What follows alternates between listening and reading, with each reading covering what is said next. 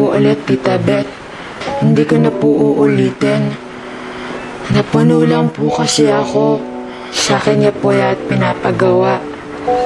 Tapos siya po putong nagagalit. O baka naman style mo lang yan para ihimuli ka talaga ng kwarto at magkaroon ka ng lahat ng ganito. Alam mo ba kung anong pwede mong gawin para hindi na ako magalit?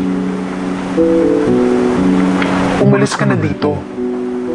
Akala mo ba hindi ko alam na gumagawa ka ng paraan para ilayo si Crisanto sa amin?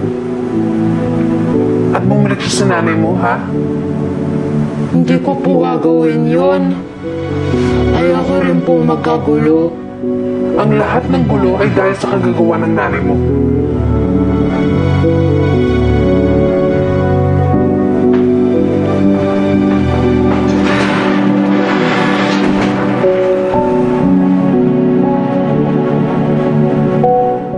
Kapag ako ay nagmahal, ang lahat ng ito'y magagawa.